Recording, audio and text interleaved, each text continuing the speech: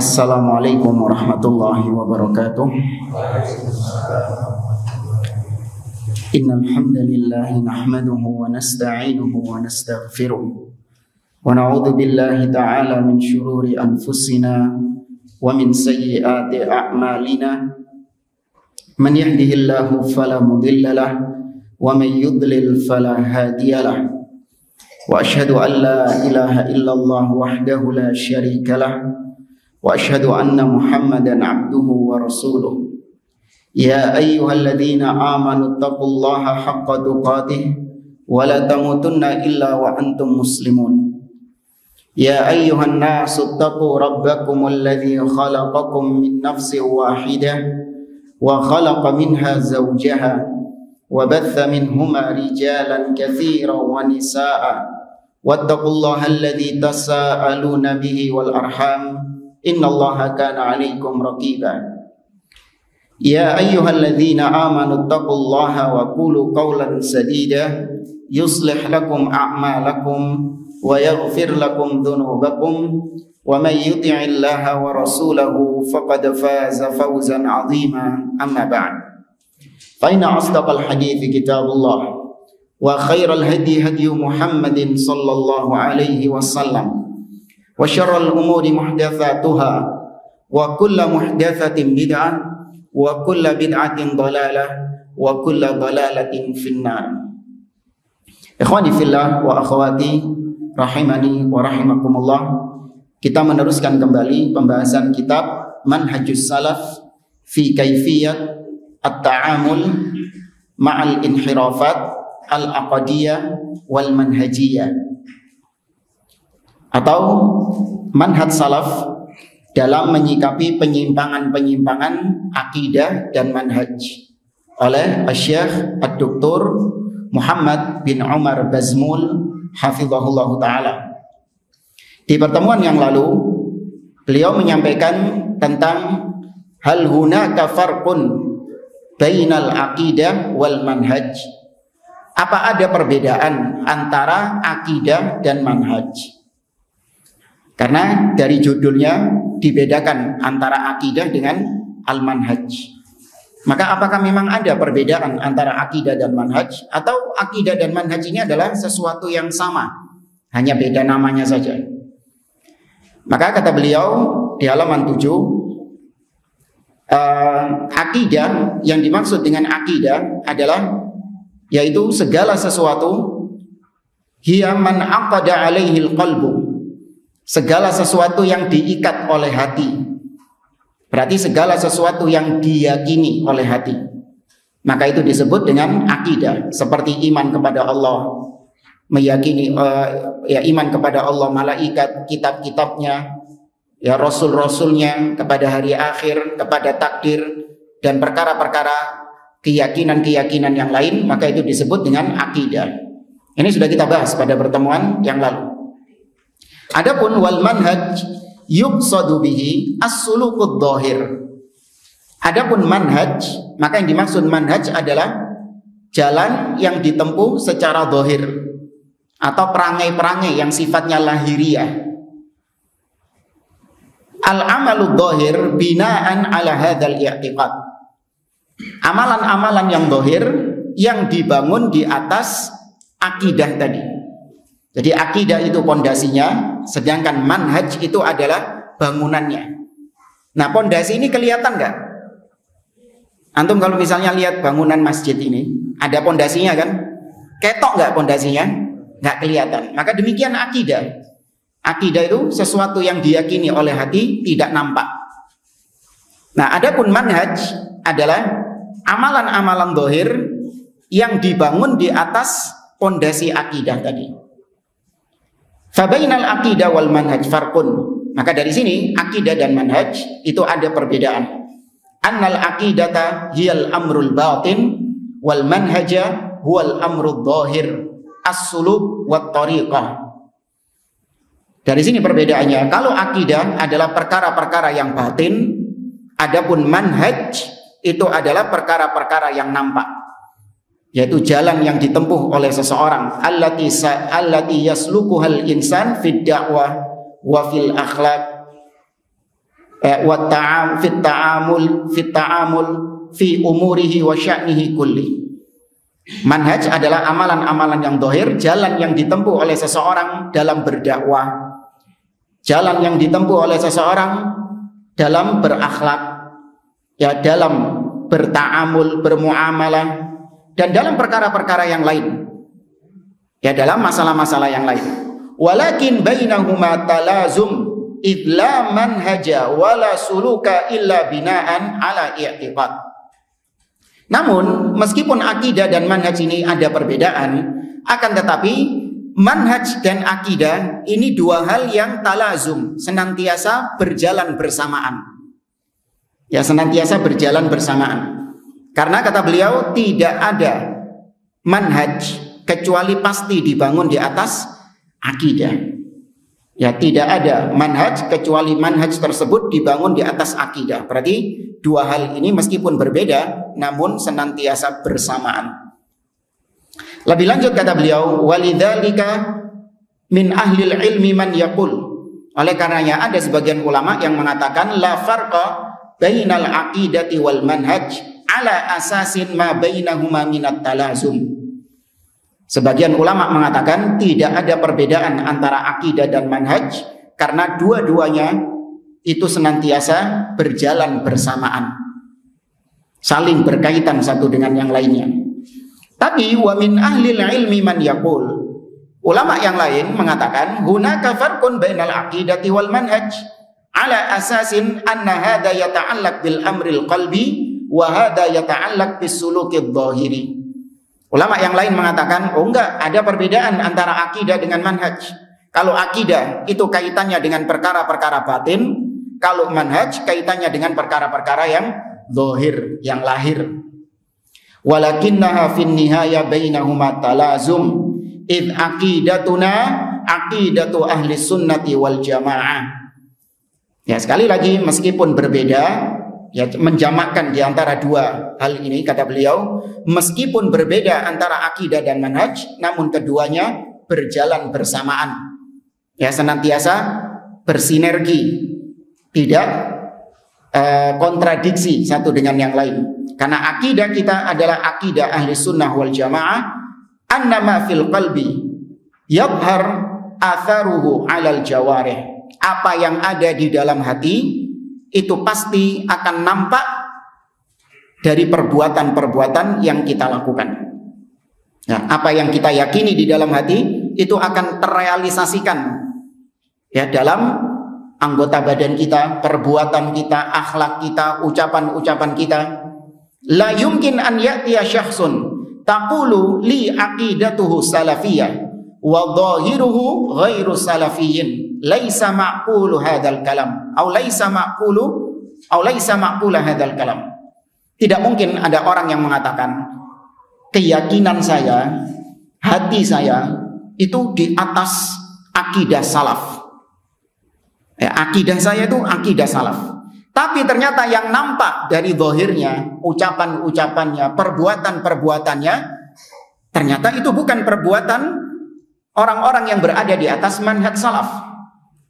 Ya, seperti misalnya orang mengatakan akidah saya ini akidah salaf.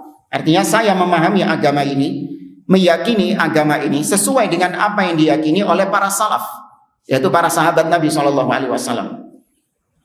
Tapi ternyata zahirnya perbuatan yang dia lakukan menyimpang dari manhaj salaf. Manhaj salaf akidahnya seperti misalnya senantiasa mendengar dan taat kepada penguasa kaum muslimin.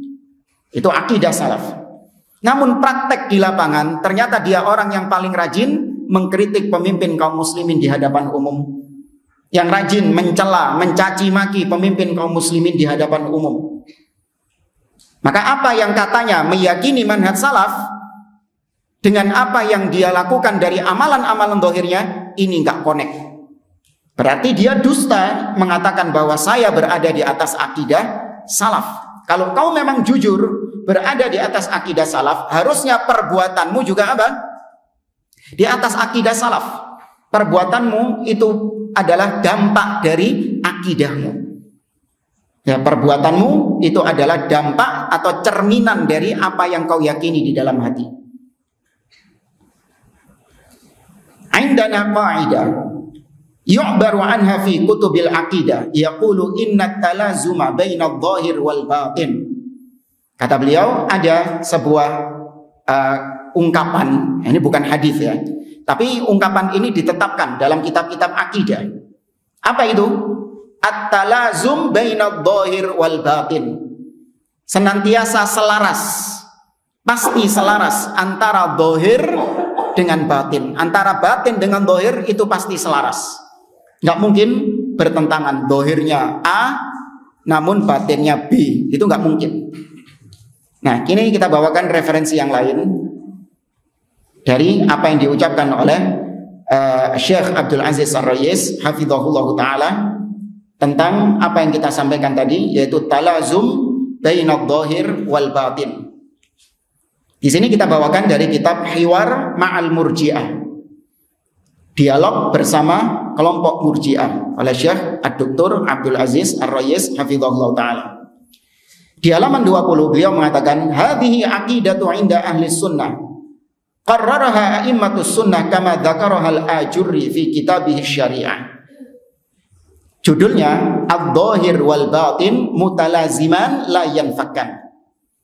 Antara dhahir dan batin itu senantiasa sejalan, senantiasa selaras, dan tidak akan mungkin berbeda antara dhahir dengan batin itu. Nah, kata beliau, keyakinan ini itu ditetapkan oleh ahlu sunnah wal jamaah. Dhahir dan batin senantiasa selaras, tidak mungkin bertentangan antara dhahir dengan batin, sebagaimana yang ditegaskan oleh Al-Imam Al-Ajurri dalam kitabnya Asy-Syariah. Demikian juga disebutkan oleh Al-Imam Al-Humaidi, oleh Imam Ahmad bin Hanbal dan yang lainnya, sebagaimana juga disebutkan oleh Syekhul Islam Ibnu Taimiyah rahimahullah dalam Majmu' Fatawanya. Nah, kata beliau, fadh-dhahir wal batin mutalazimani la yanfakkan. Dhahir dan batin senantiasa berjalan bersamaan, tidak akan mungkin berpisah. Lidha idza salahal batin salahal dhahir. Maka dari sini, apabila batinnya itu baik, maka pasti dhahirnya juga baik. Wa idza fasadal batin fasadad dhahir. Sebaliknya, kalau batinnya, akidahnya itu rusak, maka dhahirnya juga rusak. Maka kita bisa tahu fulan ini akidahnya rusak dari mananya. Padahal akidah itu kan tadi kita katakan pondasi, kak ketok. Tapi ternyata akidah, kita bisa mengukur akidah seseorang ini baik atau buruk dari apanya? Dari perbuatannya, dari ucapan-ucapan yang dia ucapkan. Jangan terus mengatakan, oh kau nggak tahu apa yang ada di dalam batin ana. Iya, saya nggak tahu apa yang ada di dalam batinmu, tapi perbuatanmu dan ucapanmu itu sudah menunjukkan apanya? Akidahmu. Ya, sudah menunjukkan batinmu. Karena kaidahnya batin dan dhahir mutalaziman, senantiasa bersinergi, bersamaan, selaras, sejalan. Ya, tidak akan mungkin berbeda. Kemudian di antara dalil yang menunjukkan hal ini adalah hadis Nabi SAW. Nabi SAW mengatakan dari hadis An-Nu'man bin Bashir radhiyallahu taala anhu. Beliau mengatakan, ala wa inna fil jasadi lamudghah idza salahat salahal jasadu kullu wa idza fasadat fasadal jasadu kullu ala wa hiya al-qalbu. Kata Nabi, ketahuilah, di dalam diri seseorang ada segumpal daging yang apabila baik maka seluruh jasadnya baik. Apabila buruk segumpal daging ini, seluruh jasadnya buruk. Ketahuilah, segumpal daging ini apa? Hati. Hati ini maksudnya akidah. Kalau akidahnya baik, maka jasadnya, perbuatannya baik. Tapi kalau akidahnya, hatinya jelek, rusak, maka perbuatannya pun juga rusak. Ya, ini kaitan antara akidah dengan akhlak. Ya, makanya kita ini kalau ingin memperbaiki akhlak, akhlak ini apa? Dhahir atau batin? Hah? Dhahir. Kalau kita ingin memperbaiki akhlak, apanya dulu yang diperbaiki? Kok perbuatan? Akidahnya yang diperbaiki. Maka dari sini keliru. Kalau ada orang yang jualannya itu akhlak lebih utama daripada akidah katanya. Maka kita jawab, kita nggak akan mungkin bisa berakhlak dengan baik kecuali dengan akidah yang baik terlebih dahulu. Kalau kita hanya mengandalkan akhlak tanpa memprioritaskan akidah, maka dengan standar apa kita menganggap suatu akhlak dikatakan akhlak yang baik? Apa standarnya? Kalau bukan standar hawa nafsu, ya kan? Kalau bukan standar adat istiadat, apa yang dianggap itu sebagai akhlak baik oleh masyarakat, maka kita anggap itu akhlak yang baik. Padahal menurut syariat itu akhlak yang buruk. Contoh dan kejadian. Pernah suatu ketika hari raya Idul Fitri, biasanya unjung-unjung, ya kan? Unjung-unjung. Ada seorang anak, ya usianya mungkin 7 tahun, 8 tahun gitu, masih kecil, masih SD.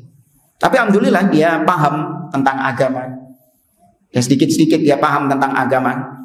Ketika unjung-unjung ke rumah ya keluarganya, maka sepupu-sepupunya yang lain, mereka semua salaman.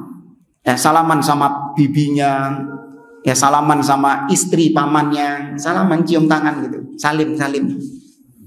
Adapun anak ini dia nggak mau salim sama bibinya. Maksudnya bibinya di sini adalah istri dari pamannya. Ya, dia nggak mau. Kenapa? Kenapa nggak mau? Bukan mahram. Nggak boleh. Kalau bibi dari bapak atau ibunya, artinya saudarinya bapak atau ibu, ya mahram. Tapi ini istri pamannya, apa maksudnya ya? Iparnya bapak atau iparnya ibu? Nah, ya, kok iparnya bapak ya? Sama, podo wae iparnya bapak atau iparnya ibu. Podo wae. Tapi anak ini nggak mau. Padahal sepupu-sepupunya yang lain salim semua, cium tangan. Dia toh nggak mau. Dicap apa sama keluarganya? Bukan sombong, nggak punya akhlak, kurang ajar, nggak ada adabnya. Yang lain pada salim, dia toh nggak salim. Lihat, menurut masyarakat itu akhlak yang buruk, akhlak yang jelek. Tapi kalau ngelihat dari syar'i, itu akhlak yang mulia nggak? Akhlak yang mulia. Ya, maka akidah itu berawal dari akidah, baru kemudian muncul akhlak yang baik. Tanpa akidah, nggak mungkin seseorang bisa berakhlak dengan akhlak yang baik. Kalaupun orang-orang mengatakan akhlaknya dia baik, ya, meskipun orang-orang mengatakan dia akhlaknya baik, namun kalau akidahnya rusak, tetap kita katakan akhlaknya jelek. Ya, maka barometernya dilihat dari akidahnya. Kita kembali ke sini. Kata beliau, wa hadhihi minal mawadhi' allati zallat wa dhallat fiha al-murji'atu wal jahmiyah. Pada masalah ini, kasus ini, yaitu keterikatan, keselarasan antara dohir dan batin. Dalam masalah ini, kelompok murji'ah dan kelompok jahmiyah menyimpang, tersesat dalam masalah ini. Fa innahum tasawwaru an yakunal imanu fil qalbi kamilan duna an yakuna fil jawarihi syai'un minal iman. Orang-orang Jahmiyah dan Murji'ah mengatakan, bisa saja kok orang kalau imannya sudah sempurna, ya maka mungkin dia melakukan perbuatan maksiat. Ya. Pelaku maksiat jangan dikatakan berarti imannya tidak sempurna. Enggak. Bisa jadi pelaku maksiat imannya sempurna, kata dia. Makanya mereka mengatakan pelaku maksiat imannya itu sama seperti imannya siapa? Jibril, seperti imannya Abu Bakar, seperti imannya Umar. Pelaku maksiat ini pezina, pemabuk, pemakan riba. Karena kata mereka nggak ada kaitannya antara batin dengan zahir. Nah, kalau orang zaman sekarang bilangnya yang penting hatinya berjilbab. Kan gitu kan? Ya, yang penting hatinya berjilbab. Ya, ngapain kalau berjilbab secara zahir, tapi kalau hatinya rusak? Ya, maka kita jawab, kau tidak berjilbab itu menunjukkan hatimu juga rusak. Ya, kau tidak berjilbab menunjukkan hatimu juga rusak. Fashtadda nakiru ahli sunnah alaihim. Maka ketika orang-orang Murji'ah mengatakan tidak ada keterikatan antara batin dengan zahir, ketika mereka mengucapkan demikian, maka ahlu sunnah semakin keras mengingkari mereka. Ya, sangat keras mengingkari keyakinan mereka ini. Sawa'un 'alal Jahmiyah atau 'alal Murji'ah, entah kepada kelompok Jahmiyah atau kepada kelompok Murji'ah. Kama bayyana hadza Syekhul Islam Ibnu Taimiyah, sebagaimana yang disampaikan dijelaskan oleh Syekhul Islam Ibnu Taimiyah rahimahullah. Fa inna adh-dhahir wal batin mutalazimani la yanfakan salahan wa fasadan ma lam yamna' mani'. Maka zahir dan batin itu senantiasa selaras, senantiasa berjalan bersamaan pada diri seseorang sepanjang memang tidak ada penghalang. Kalau ada penghalang, mungkin berbeda antara zahir dengan batin karena ada penghalangnya. Seperti apa penghalangnya? Seperti misalnya qad yujad mani' yamna' a'mal al-jawarih minal amal kal marad wa ghairihi. Terkadang ada yang menghalangi seseorang untuk dia itu merealisasikan apa yang ada di dalam batinnya. Apa penghalangnya? Sakit misalnya. Ya kan? Jangan bilang kemudian, oh memang dia itu imannya lemah. Loh, kenapa imannya lemah? Iya, kalau dia itu imannya bagus, harusnya dia tawaf nggak pakai kursi roda. Loh, ya apa sih? Apa maksudnya sama? Orang tawaf pakai kursi roda karena memang sakit. Ya, karena memang sakit. Dibilang sama temannya, oh dia itu memang males aja, gak gelem capek, gitu kan? Itu menunjukkan imannya lemah. Ya, kalau seandainya imannya dia itu bagus, tentu dia nggak mau pakai kursi roda. Dia lebih memilih berjalan, ya pakai kedua kakinya ketika tawaf. Nah, karena dia pakai kursi roda, itu menunjukkan imannya lemah. Kenapa? Karena apa yang zahir itu menunjukkan apa yang batin. Maka dijawab sama beliau, enggak harus. Betul, secara asal zahir dan batin itu sama.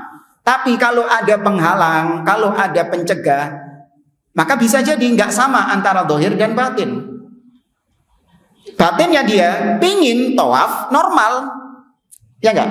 Karena imannya dia itu bagus. Ya, imannya dia bagus. Bukan orang yang futur, bukan orang yang lemah imannya, enggak. Imannya bagus, semangat beribadah kepada Allah Azza wa Jalla.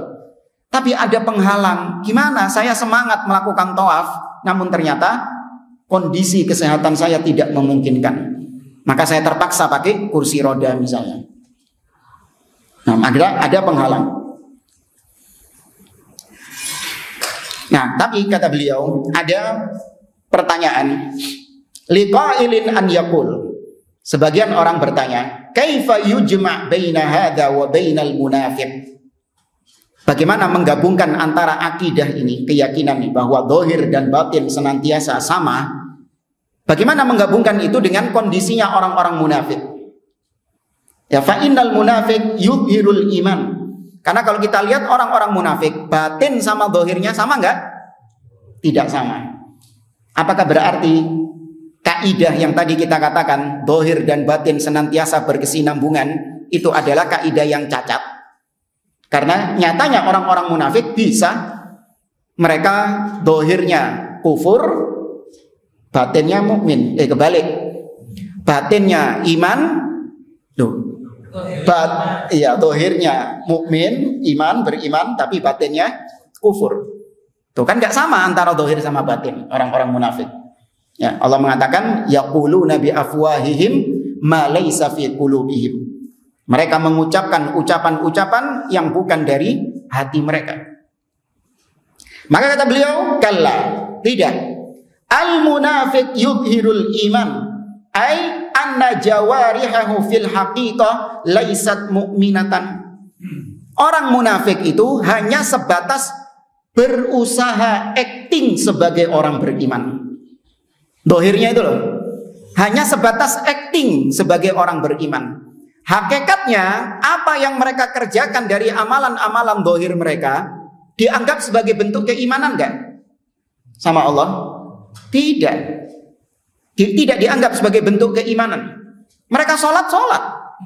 Ya kan? Mereka ikut berjihad bersama Nabi, Shallallahu Alaihi Wasallam.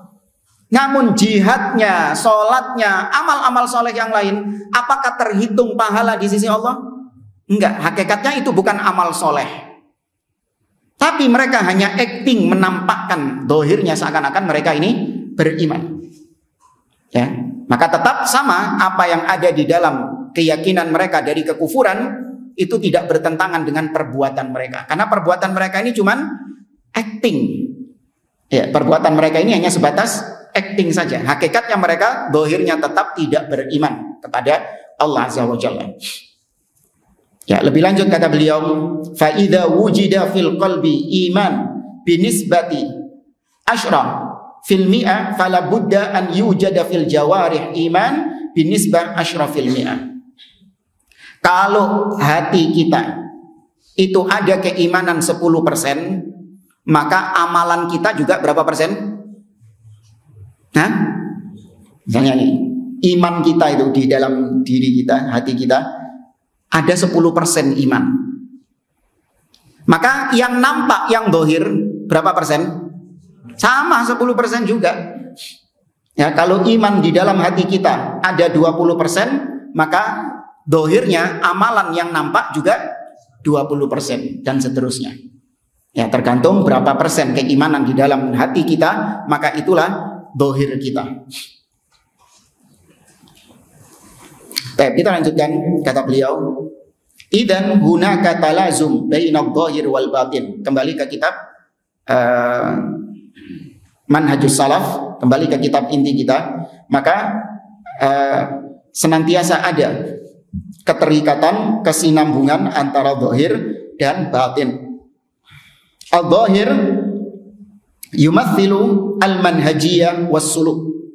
Maka zahir itu mewakili manhaj.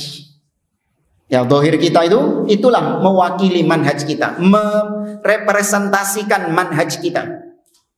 Wal batin yumathilul i'tiqad. Sedangkan batin itu merepresentasikan akidah kita.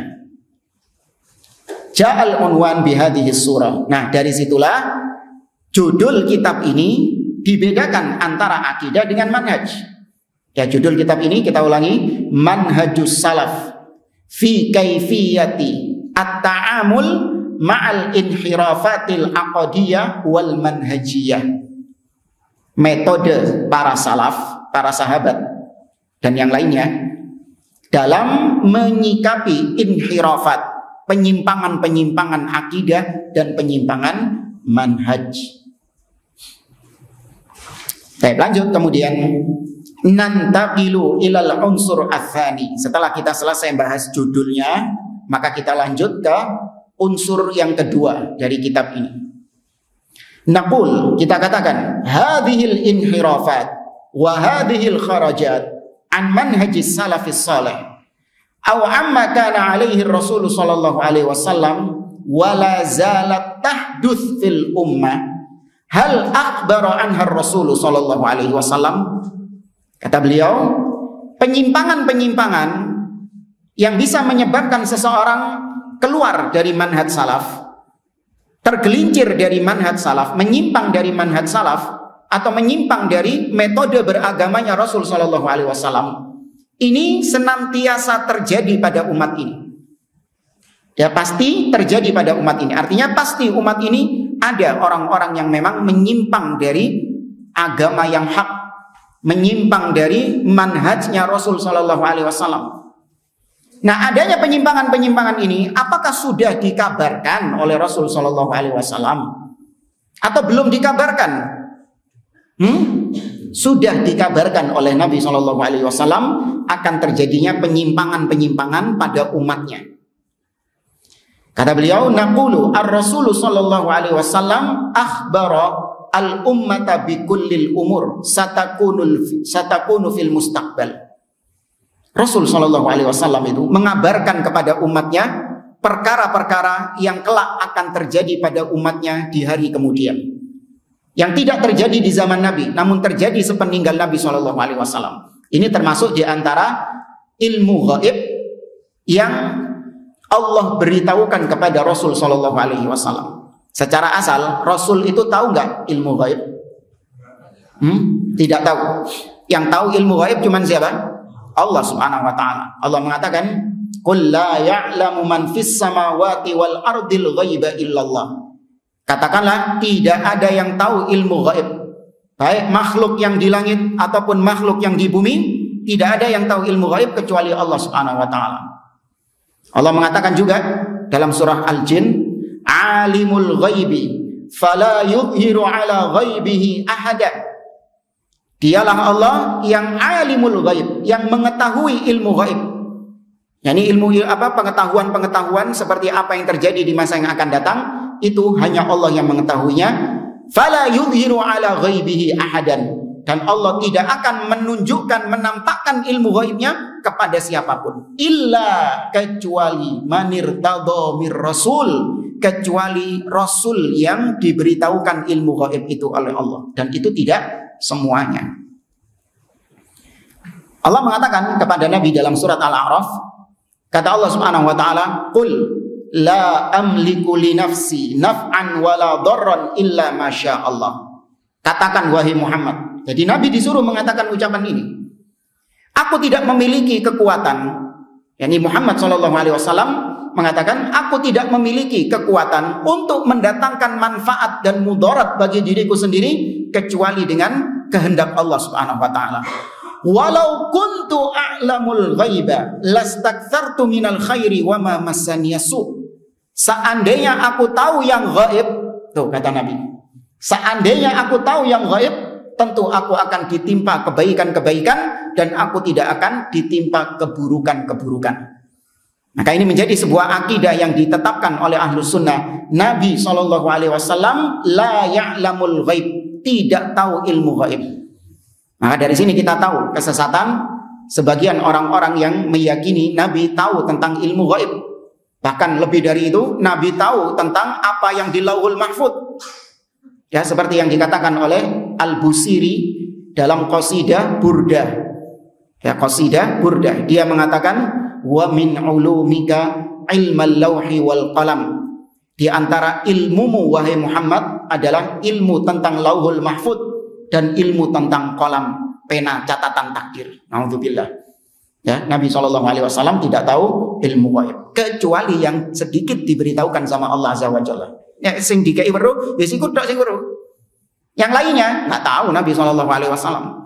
Dan berapa banyak Nabi, kalau kita baca sirah, Nabi sengaja ditampakkan, ditunjukkan oleh Allah bahwa beliau nggak tahu ilmu gaib. Ya, pernah suatu ketika kalungnya Aisyah itu hilang. Ya kan? Nabi memerintahkan para sahabat untuk mencarinya. Terus mencari, bahkan memakan waktu lama, berjam-jam dicari, gak ketemu kalungnya. Ternyata di mana? Di bawahnya unta. Tuh. Seandainya Nabi tahu ilmu gaib, kira-kira Nabi langsung nunjuk untanya enggak? Ah, iku lho nang kono lho. Lapung golek-golek nang kono. Enggak tahu Nabi SAW. Ketika Aisyah dituduh berzina oleh orang-orang munafik, ya kan? Nabi SAW tidak tahu hakikat perkaranya bagaimana. Sampai turun ayat di dalam surah An-Nur. Ya. Baru kemudian Nabi SAW mengetahui hal tersebut. Nabi ketika berdakwah ke Taif, siapa sangka kalau di Taif Nabi diapakan? Ditimpuk batu, dilempari batu.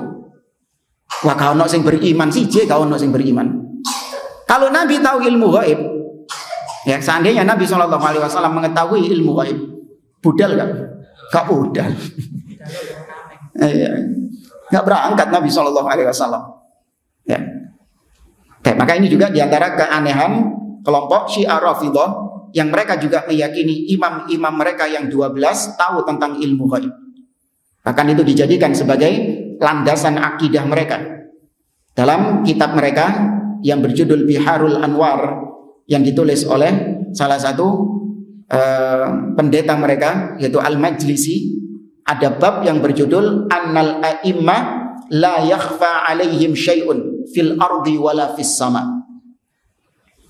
Bahwasanya imam-imam, para imam-imam yang 12 itu tidak ada yang tersembunyi bagi mereka, baik di langit ataupun di bumi.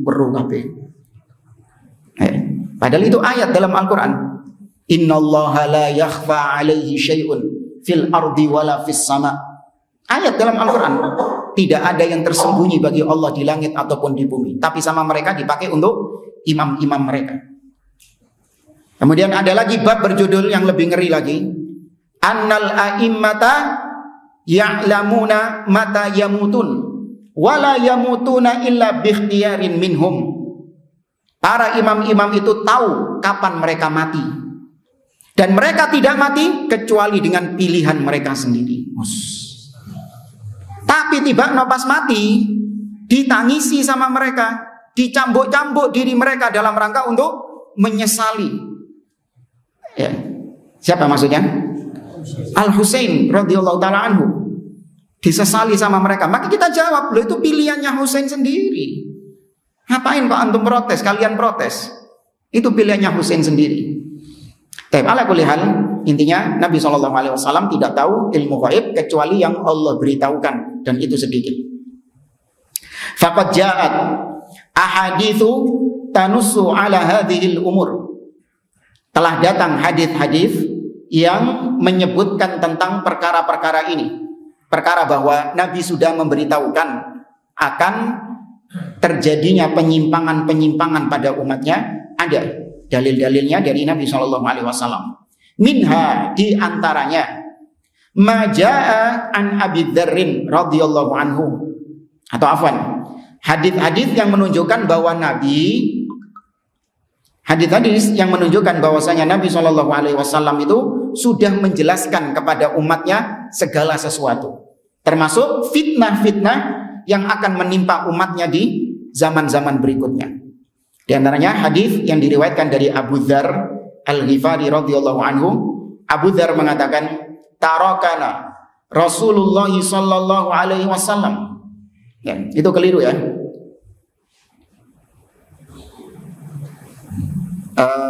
Ya bisa dibaca tarokna.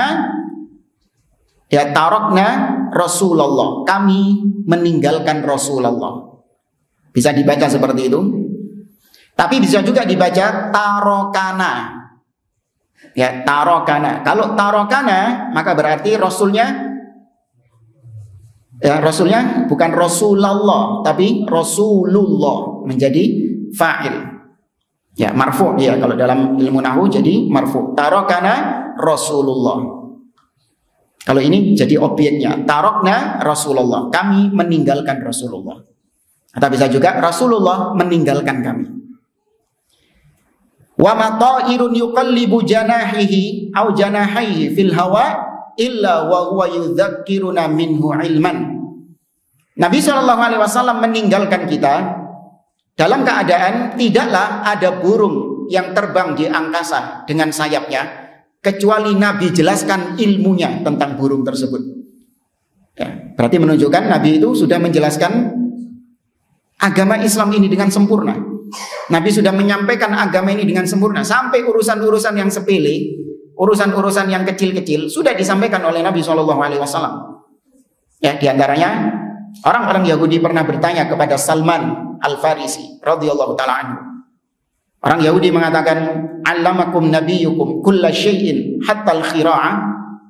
Wahai Salman, apakah nabimu mengajarkan engkau segala sesuatu sampai urusan buang hajat? Kata Salman, ajal, iya. Ya. Nahana an nastaqbilal qiblah bil ghaiti awil baul. Kita dilarang untuk menghadap kiblat ketika buang air kecil atau buang air besar. Wa nahana an nastanjiya bil yamin. Kita juga dilarang oleh Nabi untuk cebok dengan tangan kanan. Ya, bayangkan sampai urusan-urusan apa diajarkan sama Nabi? Urusan cebok diajari ilmunya sama Nabi SAW, disampaikan ilmunya oleh Nabi SAW. Ya, maka semua sudah disampaikan oleh beliau. Wa 'anil Mughirah ibn Syu'bah, dari Al-Mughirah bin Syu'bah radhiyallahu ta'ala anhu qala, beliau menceritakan qama fina Rasulullah sallallahu alaihi wasallam maqaman. Pernah suatu ketika Rasulullah sallallahu alaihi wasallam berdiri di hadapan kami. Fa akhbarana bima yakunu fi ummatihi ila yaumil qiyamah. Maka ketika itu Nabi mengabarkan kepada kami tentang apa yang terjadi pada umatnya sampai hari kiamat. Wa'ahu man wa'a wa nasiyahu man nasiyah. Maka orang yang mengingat ucapan Nabi itu, dia akan ingat. Namun orang yang lupa dengan ucapan Nabi itu, dia akan melupakannya. Kata Al-Mughirah bin Syu'bah. Bahkan dalam riwayat yang lain, waja'a fi riwayatin annahu sallallahu alaihi wasallam qama fihim maqaman minal ghadati, yakni min salati subhi. Shalla subha wa khataba yatahaddath hatta jaa waktu dhuhr. Dalam riwayat yang lain disebutkan, pernah suatu ketika Nabi itu ketika selesai sholat subuh, Nabi bangkit berdiri di hadapan kami. Dan Nabi berkhutbah sampai tiba waktu zuhur. Bayangkan. Sampai tiba waktu zuhur. Kemudian sholat zuhur, Nabi pun melaksanakan sholat zuhur. Wa khotobah, Nabi selesai sholat zuhur berkhutbah lagi. Hatta ja'al asr, sampai tiba waktu asar. Wa shallal asra, Nabi pun sholat asar. Wa khotobah yatahaddath ila an gharabatis syams. Dan Nabi setelah sholat asar, Nabi berkhutbah sampai terbenam matahari, sampai waktu maghrib. Ya, yatahaddath amma huwa kain. Nabi membicarakan tentang apa yang akan terjadi pada umatnya, fitnah-fitnah yang menimpa umatnya. Itu daurah. Daurah sehari. Mulai subuh sampai maghrib, Masya Allah. Ya Pak Antum siap kalau jadi sahabat modelnya kayak gitu. Nah, min hadhil umur hadzal ikhtilaf wat taghyir. Hadithul iftiraq yushiru ila hadzal ikhtilaf wat taghyir, khususan al ikhtilaf wat taghyir asyara ilaihi Rasulullah sallallahu alaihi wasallam. Maka dari hadis-hadis tadi nampak bahwa Nabi sudah mengabarkan tentang perpecahan umat ini, tentang penyimpangan-penyimpangan yang terjadi pada umat beliau. Ditambah lagi hadis tentang perpecahan umat yang sudah kita sampaikan. Sataftariqu hadhil ummah ala 73 firqah kulluha finnar illa wahidah. Umatku akan terpecah menjadi 73 golongan. Semuanya terancam neraka kecuali satu, wahiyal jamaah, dan dia adalah jamaah, yaitu yang ma'ana alaihi wa ashabi, yang berada di atas pemahamanku dan para sahabatku. Wahiyal faqratu tsalitsah. Nah, baru kemudian sekarang kita masuk unsur yang ketiga. Ya, al-faqratu tsalitsah ini maksudnya adalah al-unsur ats-tsalits. Unsur yang ketiga. Faqad jaa fi hadithi Abi Najih Al-Irbadi ibni Sariyata alladhi dzakarna qabla qalil. Mahall syahid fihi annahu qala. Sudah kita sampaikan hadis tentang perpecahan umat, atau hadis tentang wasiat perpisahan yang kita sampaikan berapa bulan yang lalu mungkin. Hadis dari Abu Najih Al-Irbad bin Sariyah radhiyallahu anhu. Yang mana yang ingin ditekankan oleh beliau dari hadis tersebut bahwasanya telah terjadi, akan terjadi, Nabi sudah mengabarkan bahwasanya akan terjadi perpecahan, penyimpangan, yaitu dalam hadis tersebut Nabi mengatakan fa innahu may ya'ish minkum ba'di fasayara ikhtilafan katsira. Karena sesungguhnya barang siapa yang hidup di antara kalian sepeninggalku, dia akan menyaksikan perselisihan, perpecahan yang banyak. Fa'alaikum bisunnati, maka wajib atas kalian berpegang dengan sunnahku, wa sunnatil khulafa'ir rasyidin al-mahdiin, dan berpegang dengan sunnahnya para khulafa, para khalifah-khalifah sepeninggalku yang mereka di atas petunjuk dan mendapatkan petunjuk. Fatamassaku biha, maka pegang erat sunnah tersebut, wa'addu 'alaiha bin nawajid, dan gigit sunnah itu dengan gigi-gigi geraham kalian. Wa fi lafzi Ibnu Majah, dalam riwayat Ibnu Majah, qala Rasulullah sallallahu alaihi wasallam, Rasul sallallahu alaihi wasallam mengatakan, qad taraktukum 'alal bayda, aku tinggalkan kalian di atas sesuatu yang putih bersih. Ini lafal yang sahih kata para ulama. Adapun lafal yang sering kita dengar, taraktukum 'alal mahajjatil bayda, ada kata-kata mahajjah. maka ini dhaif dari sisi itu. Yang sahih ini, yaitu taraktukum 'alal bayda. Aku tinggalkan kalian di atas putih. Maksudnya Islam yang putih bersih. Lailuha kanahariha, malamnya seperti siangnya. Ya, malam itu kan biasanya orang gak ketok opo-opo. Nah, tapi kalau Islam saking jelasnya, saking putihnya agama yang sudah disampaikan oleh Nabi SAW, maka tidak ada kegelapan di dalam agama Islam, tidak ada kesamar-samaran di dalam agama Islam. Semuanya sudah terang benderang, jelas, clear, tidak ngeblur, tidak berkabut. Yang bikin kabut, yang bikin ngeblur itu siapa? Ahlul bidah, syubhat. Ya kan? Itu yang bikin agama Islam menjadi kabur, yang bikin agama Islam menjadi ngeblur, berkabut gara-gara syubhat-syubhat mereka. Seandainya tidak ada itu, maka Islam yang ditinggalkan oleh Nabi ini terang benderang, clear. Kemudian kata Nabi, lailuha kanahariha, malamnya seperti siangnya, la yazighu anha ba'di illa halik. Tidaklah yang menyimpang darinya sepeninggalku kecuali dia akan binasa. Ya, ini pernah diucapkan juga oleh Abu Bakar As-Siddiq sebagaimana datang dalam riwayat Aisyah radhiyallahu taala anha. Beliau Abu Bakar As-Siddiq pernah mengatakan, lastu tarikan syai'an kana Rasulullah sallallahu alaihi wasallam ya'malu bihi illa amiltu bihi. Aku tidak pernah meninggalkan sesuatu yang aku tahu kalau Nabi melakukan itu kecuali aku melakukannya. Ya, saya ulangi, kata Abu Bakar, aku tidak pernah meninggalkan sesuatu yang dilakukan oleh Rasul sallallahu alaihi wasallam. Artinya Abu Bakar senantiasa mengerjakan apa-apa yang dikerjakan oleh Rasul sallallahu alaihi wasallam. Karena beliau mengatakan, fa inni la akhsha in taraktu syai'an min amrihi an azir. Karena aku khawatir, aku takut kalau aku meninggalkan satu perintah Nabi SAW, aku akan menyimpang dari jalan beliau. Ya, ini sekelas Abu Bakar As-Siddiq. Bagaimana lagi dengan kita? Berapa banyak perintah Nabi SAW yang kita langgar, yang kita tinggalkan. Bahkan di zaman sekarang muncul orang-orang yang bukan cuma meninggalkan perintah Nabi, menyelisihi perintah Nabi, namun justru melecehkan, menghina, mengejek, ya, istihza terhadap sunnah Nabi SAW. Ya, maka masihkah kita menghayal, masihkah kita ini ya istilahnya mempertanyakan, protes kepada Allah, kenapa umat Islam ini kok terbelakang?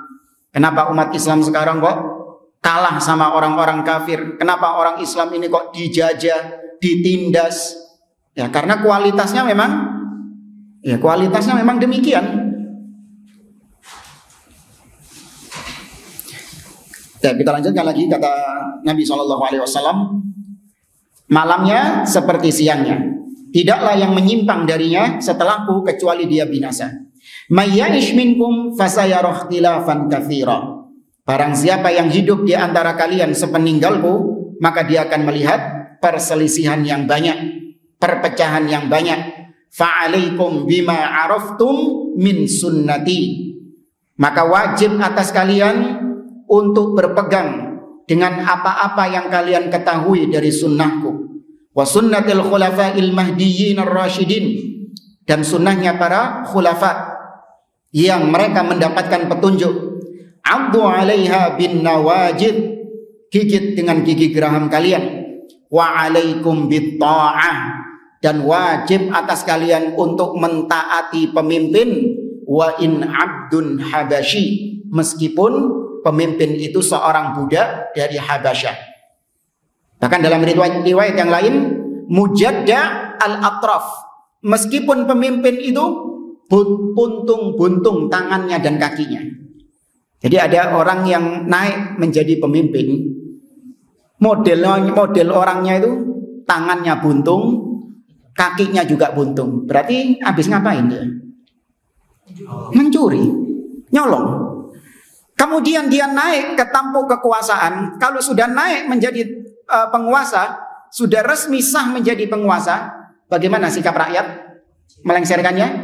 Tidak. Wajib mendengar dan taat kepada pemimpin tersebut, membaiat pemimpin tersebut. Meskipun kita ngelihat gak cocok wong iki jadi pemimpin. Ya kan? Gak layak orang ini jadi pemimpin. Masa pemimpin kok cacat seperti ini?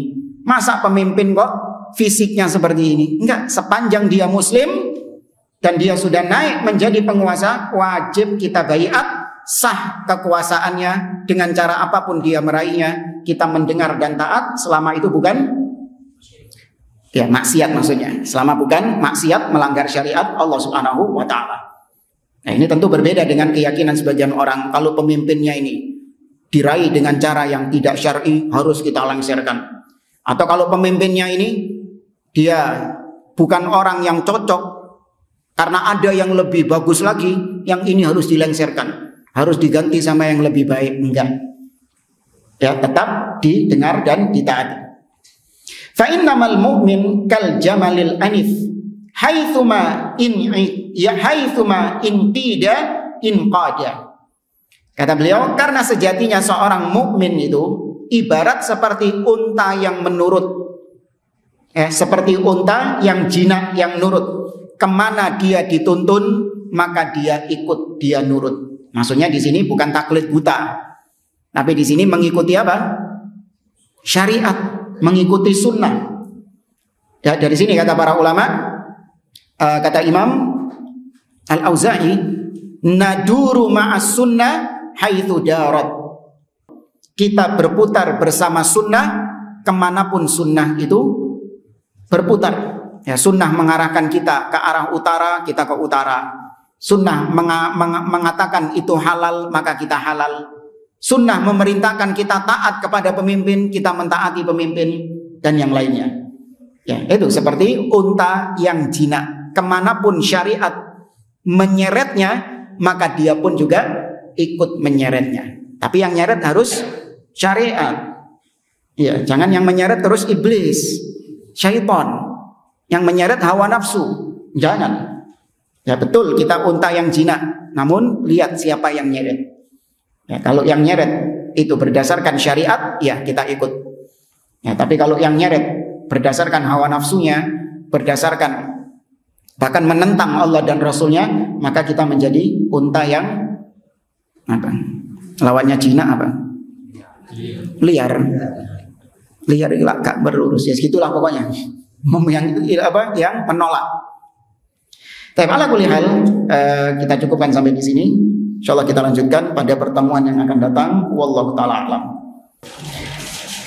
Dan kita akhiri, subhanakallahumma wa bihamdik asyhadu an la ilaha illa anta astaghfiruka wa atubu ilaik. Assalamualaikum warahmatullahi wabarakatuh.